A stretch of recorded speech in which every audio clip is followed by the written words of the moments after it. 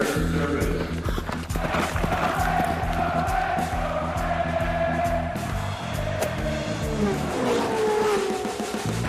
tribunes du sport.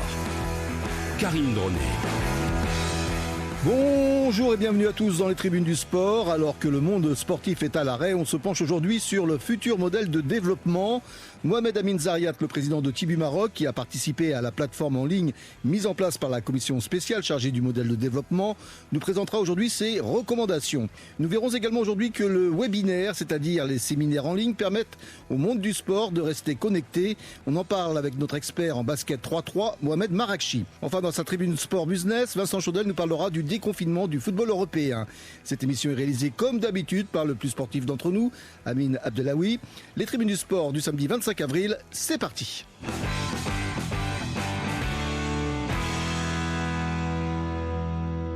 Et tout d'abord, l'actualité de la semaine, c'est la réunion jeudi dernier du comité exécutif de l'UEFA. Ce dernier s'est notamment penché sur la reprise des championnats de football en Europe.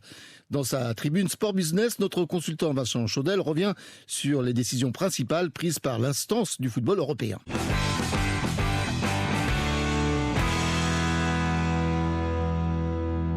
Vincent Chaudel, bonjour. Alors évidemment, l'avenir du football européen était au cœur cette semaine du comité exécutif de l'UEFA. L'UEFA qui exhorte les fédérations et les ligues à poursuivre la saison de championnat.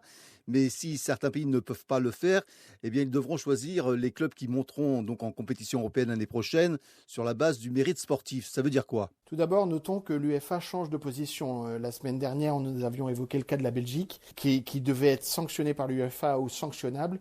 Là, l'UEFA prend en considération le fait que l'évolution de la pandémie amène des pays à ne pas vivre la même réalité et probablement que certains pays en Europe, sur les 54 membres, pourraient être dans une incapacité de finir la compétition. En tout cas, l'UEFA veut maintenir les phases finales pour la Champions League et l'Europa League sur le mois d'août, ce qui impose de terminer, quelle que soit la situation sportive, la compétition de chaque pays fin juillet, début août, ou le 3 août pour être exact.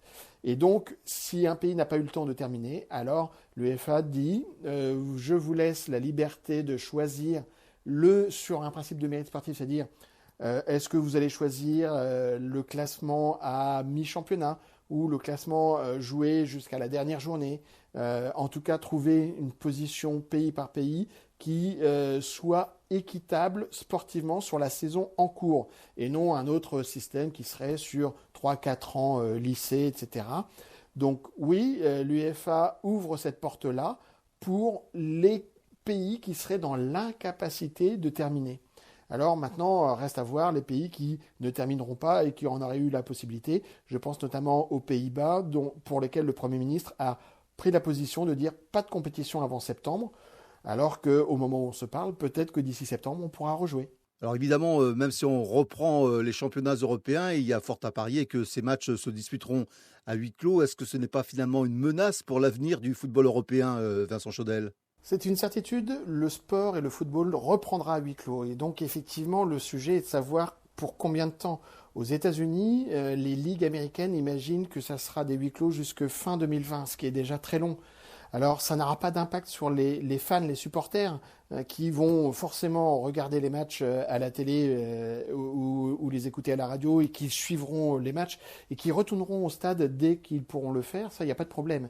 Ça risque d'avoir un impact sur le public lambda, le public qui aujourd'hui, on a mené une étude, nous, avec YouGov en France, qui est assez proche des résultats qui ont été menés aux États-Unis. 78% en France, 72% aux États-Unis, on va dire 75% de la population, donc des non-fans, mais spectateurs, se dit inquiet à l'idée de retourner dans un stade. Et ça va être ça le sujet, parce que le stade est le lieu du spectacle. L'ambiance dans le stade fait partie du spectacle.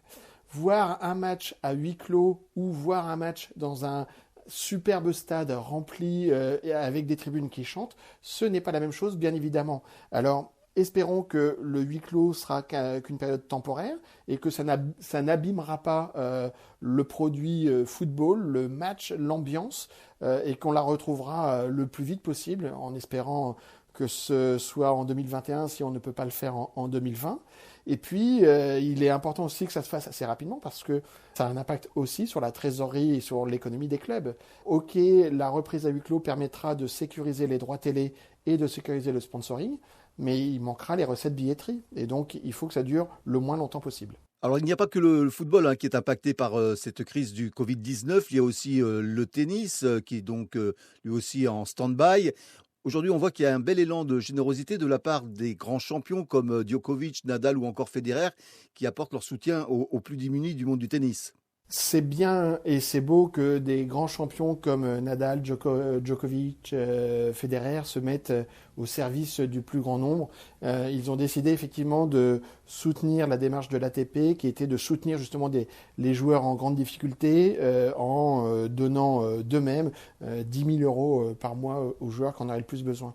Il faut garder à l'esprit que les tennisman, alors bien évidemment Federer, Nadal, Djokovic ne sont pas concernés réellement par ça, mais pour un tennisman lambda, ce n'est pas un salarié, il n'a pas de salaire à la fin du mois, il touche des primes de match en fonction des tournois qu'il va jouer.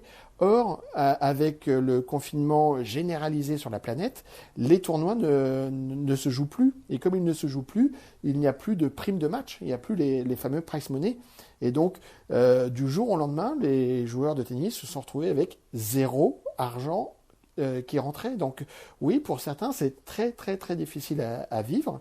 Et c'était aussi pour ça qu'il était important que Roland-Garros survive et soit reporté, parce que avec un Roland-Garros et avec un Flushing Meadows, qui vont se jouer donc fin août, début septembre pour l'un, fin septembre, début octobre pour l'autre, c'est aussi des millions de prize money qui vont pouvoir être distribués à une centaine de joueurs et une centaine de joueuses. C'est-à-dire, évidemment, ça ne règle pas le problème de tous les tennisman et toutes les tenniswomen, mais ça aide. Et donc, oui, cette période de coronavirus permet aussi de mettre l'accent sur des belles initiatives ou une belle générosité de la part de certains champions qui ne sont pas que des machines à cash. Merci Vincent Chaudel d'avoir été avec nous et bon confinement.